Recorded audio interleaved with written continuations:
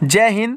इस वीडियो में हम लोग देखेंगे UP polytechnic entrance exam 2021 diploma in pharmacy की तैयारी करने वालों के लिए ये क्वेश्चन है। 10 क्वेश्चंस की सीरीज़ है। बहुत ही इंपॉर्टेंट क्वेश्चंस हैं, प्रीवियस ईयर के क्वेश्चन पेपर में पूछे जा चुके हैं। तो चलिए आज की इस वीडियो को शुरू करते हैं। पहला क्वेश्चन आप सभी के स्क्रीन पर है। कोशिका में भोजन या ग्लूकोज का ऑक्सीकरण कहाँ होता है? कोशिका में भोजन या ग्लूकोज का ऑक्सीकरण कहाँ होता है?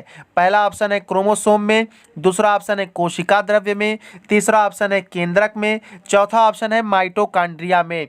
तो इस क्वेश्चन का जो सही आंसर होगा वो ऑप्शन नंबर डी है, माइटोकॉन्ड्रिया में। बता दें कि माइटोकॉन्ड्रिया ही जीवित सेल का यानी जीवित कोशिका का वह कोशिकांग है जिसमें ग्लूकोज का ऑक्सीकरण होता है और ऑक्सीकरण होने के फलस्वरूप कोशिका को एटीपी यानी एडिनोसिन ट्राइफॉस्फेट के रूप में ऊर्जा प्राप्त होती है। आते हैं नेक्स्ट क्वेश्चन पे। अगला क्वेश्चन है, दूसरा क्वेश्चन है, निम्नलिखित में से कौन सा मानव रुधिर का घटक नहीं है? पहला ऑप्शन आप सभी के सामने डीएनए, दूसरा आप सभी के सामने प्लाज्मा, तीसरा आप सभी के सामने आरबीसीज यानी लाल रुधिर कणिकाएं और चौथा ऑप्शन आप सभी के सामने प्लेटलेट्स। तो हमने पढ़ा है कि रुधिर में प्लाज्मा होता है, रुधिर में आरबीसी होती है और रुधिर में रक्त कणिकाएं भी होती हैं, यानी ये तीनों ही भाग रुधिर से संबंधित है। और क्वेश्चन पर ध्यान देते हैं तो पूछ रहा है निम्नलिखित में से कौन सा मानव रुधिर का घटक नहीं है? तो ये जो ऑप्शन नंबर ए आप सभी के सामने है डीएनए, ये डीएनए ही है कि जो मानव के रुधिर में नहीं पाया जाता है, ये हट करके है। तो इस क्वेश्चन का सही आंसर है ऑप्शन नंबर ए डीएनए यानी deoxyribonucleic acid. Question number third आप सभी के सामने है, प्रोटीन संश्लेषण के लिए उत्तरदायी कोशिकीय फैक्ट्री है। तो इसका सही आंसर आपका बताना है। पहला ऑप्शन है माइटोकॉन्ड्रिया, दूसरा ऑप्शन है एंडोप्लाज्मिक रेटिकुलम यानी अंतःप्रद्रव्य जालिका, ऑप्शन नंबर सी है गाल्जी का गोल्जी बॉडीज और ऑप्शन नंबर डी है राइबोसोम्स। तो इस क्वेश्चन का सही आंसर होगा राइबोसोम को ही कोशिकीय फैक्ट्री कहते हैं। आते हैं नेक्स्ट क्वेश्चन पर। अगला क्वेश्चन है, पारिस्थितिक तंत्र में कौन सा पिरामिड सदैव सीधा ही बनता है? ऑप्शन नंबर ए आप सभी के सामने है संख्या का पिरामिड, ऑप्शन नंबर बी है ऊर्जा का पिरामिड, ऑप्शन नंबर सी है जीवभार पिरामिड, ऑप्शन नंबर डी है इनमें से कोई नहीं। तो इस क्वेश्चन का सही आंसर होगा ऊर्जा का पिरामिड। बता दें कि ऊर्जा का जो प्रवाह होता है वो सदैव एक ही दिशा में संभव है।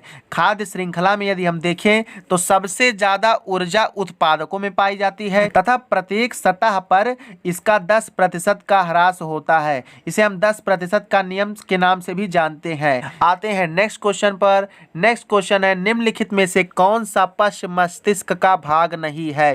कौन सा पश्च मस्तिष्क का भाग नहीं है? ऑप्शन नंबर ए है थैलेमस, ऑप्शन नंबर बी है निमस्तिष्क, ऑप्शन नंबर सी है पोन्स और ऑप्शन नंबर डी है मेडुला।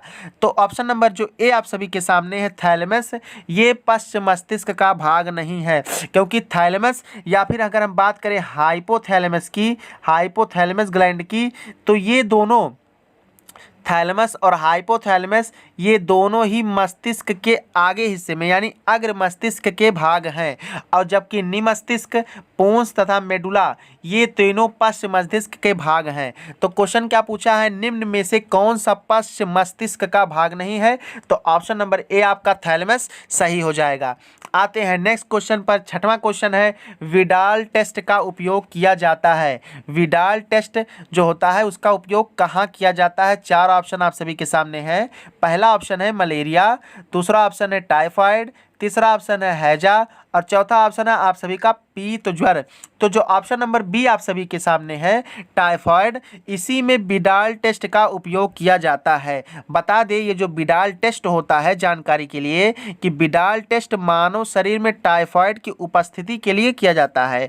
यदि टेस्ट आपका पॉजिटिव आता है तो टाइफाइड का इलाज किया जाता है। चलिए आते हैं नेक्स्ट क्वेश्चन पर। अगला क्वेश्चन है, अधिक या निम्न में से किसमें सबसे अधिक प्रोटीन पाया जाता है? ऑप्शन नंबर ए आप सभी के सामने है। ऑप्शन नंबर ए है सोयाबीन, ऑप्शन नंबर बी है राजमा, ऑप्शन नंबर सी है मूंग दाल, ऑप्शन नंबर डी है काला चना। तो इस क्वेश्चन का जो सही आंसर होगा वो ऑप्शन नंबर ए सोयाबीन में, क्योंकि सोयाबीन में 48 से लेकर के 68% तक प्रोटीन पाया जाता है। आते हैं नेक्स्ट क्वेश्चन पर। अगला क्वेश्चन है, क्लोन आनुवंशिकी में समान जीवों का समूह है। क्लोन आनुवंशिकी में समान जीवों का समूह है जो विकसित किया जाता है किसके द्वारा? स्वपरागण के द्वारा, कायिक जनन द्वारा, संकरण के द्वारा या फिर पर परागण के द्वारा। तो इस क्वेश्चन का जो सही आंसर होगा वो ऑप्शन नंबर बी होगा, कायिक जनन द्वारा यानी वेजिटेटिव प्रोपागेशन के द्वारा। यदि बात करें कायिक जनन की तो ये एक प्रकार का अलैंगिक जनन है। इसमें उत्पन्न पीढ़ी, इससे उत्पन्न पीढ़ी या क्लोन कह लीजिए का जीनोमिक संगठन जो है वो अपने जनक के समान ही होता है, इसलिए सभी क्लोन आनुवांशिक रूप से समान होते हैं। जैसे इनके जनक होंगे वैसे जो आगे की पीढ़ी उत्पन्न होगी वो भी होगी। अगला क्वेश्चन है, क्वेश्चन नंबर 9 है, जीव विज्ञान के पिता कहलाते हैं। जीव विज्ञान के पिता कहलाते हैं यानी फादर ऑफ बायोलॉजी। पहला ऑप्शन आप सभी के सामने है थियोफ्रेस्टिस। ऑप्शन नंबर बी है डार्विन, चार्ल्स डार्विन इनका पूरा नाम है। ऑप्शन नंबर सी है मेयर और ऑप्शन नंबर डी है अरस्तु, यानी इनको इंग्लिश में हम लोग कहते हैं एरिस्टोटल। यहाँ स्क्रीन पर मैं लिख रहा हूँ एरिस्टोटल इनका नाम इंग्लिश में लिखा जाता है। तो इस क्वेश्चन का सही आंसर जो होगा वो ऑप्शन नंबर डी होगा अरस्तु। जबकि जो थियोफ्रेस्टिस है ये वनस्पति विज्ञान के जनक है और अगर जंतु विज्ञान की बात करें तो अरस्तु है और संपूर्ण जीव विज्ञान की बात करें तो अरस्तु इसका सही आंसर हो जाएगा। आते हैं नेक्स्ट क्वेश्चन पर। अगला क्वेश्चन और 10वां और लास्ट क्वेश्चन है, सिस्टेमा नेचुरी के लेखक कौन है? सिस्टेमा नेचुरी एक प्रकार की बुक है, लिखी गई है। ये किसके द्वारा लिखी गई है पूछा जा रहा है। पहला ऑप्शन है थियोफ्रेस्टस, बी ऑप्शन है लिनियस, सी ऑप्शन है मेयर और डी ऑप्शन है अरस्तु। तो इस क्वेश्चन का सही आंसर होगा ये ऑप्शन नंबर बी होगा कैरोलस लिनियस। बता दें कि ये जो कैरोलस लिनियस है इन्होंने द्विनाम पद्धति का प्रतिपादन किया था। द्विनाम पद्धति का प्रतिपादन किया था। इसमें इन्होंने जीनस यानी वंश और स्पीसीज की कल्पना की थी। तो आज के इस वीडियो में इतना ही।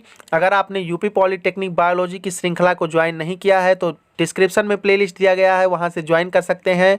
मिलते हैं किसी नेक्स्ट वीडियो में। जय हिंद।